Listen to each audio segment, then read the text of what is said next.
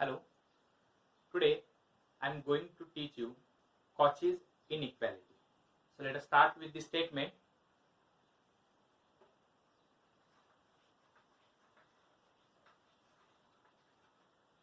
Cauchy's inequality.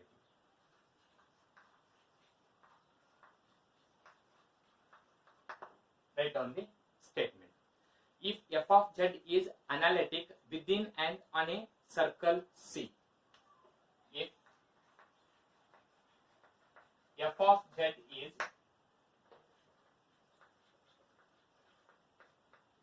analytic within and on a circle C, and on a circle C given by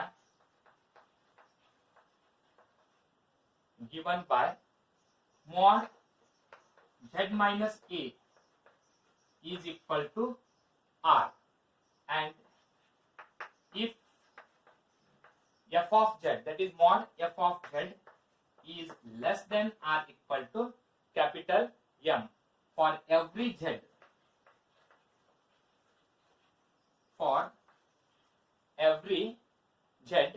on C, then mod f raised to n of a is less than or equal to n factorial into capital M divided by r raised to n.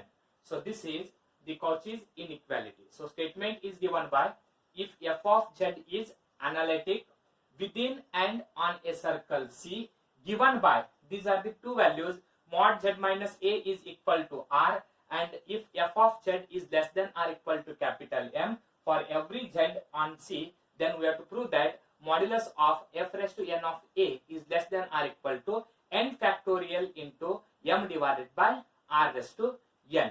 So we have to prove by using generalized Cauchy's integral formula.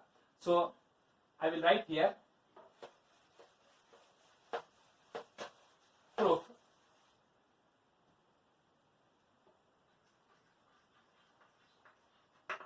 by generalized Cauchy's integral formula. So what is generalized Cauchy's integral formula? F raised to n of a is equal to n factorial divided by 2 pi I integration of C f of z divided by z minus a raised to n plus 1 into dz. So this is the Cauchy's generalized integral formula. So now we have to find the value for, we have to prove that mod f of raised to n of a is less than or equal to, that is n factorial into capital M divided by r raised to n. So now I will take the modulus of this term. If you take mod f raised to n of a is equal to, you can write modulus of this right hand side n factorial divided by 2 pi I integration of C f of z divided by z minus a raised to n plus 1 into dz. Now this is equal to, I will write n factorial divided by 2 pi I outside, then integration of C. Now you can apply modulus, means we can write it as mod f of z divided by modulus of z minus a raised to n plus 1 and modulus of dz. Now we have to find the value for mod f of z, and in the statement only the value of mod f of z is given, that is less than or equal to capital M.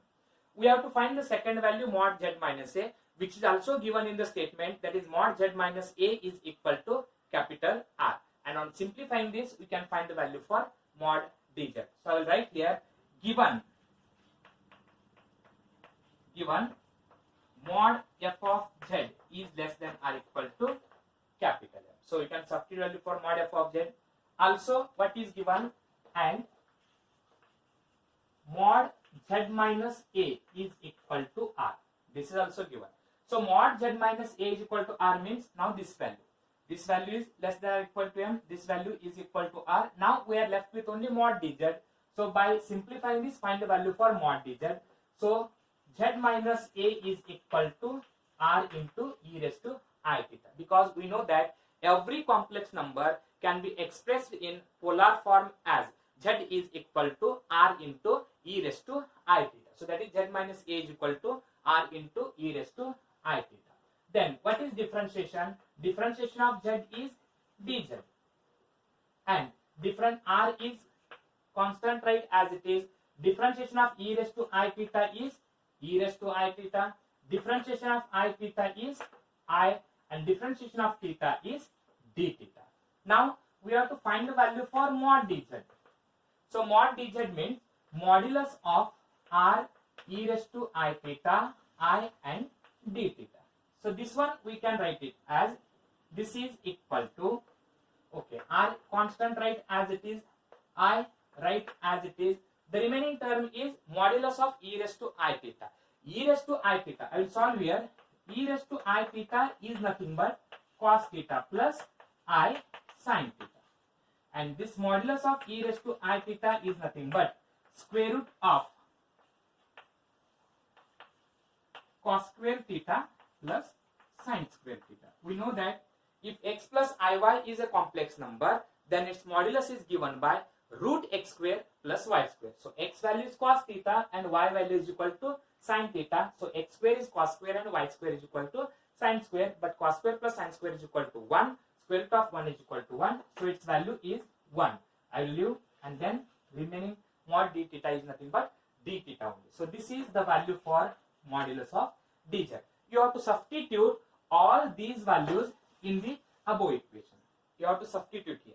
If you substitute, we can write it as this is f raised to n of a, modulus of f raised to n of a, that is n factorial divided by 2 pi I integration of c.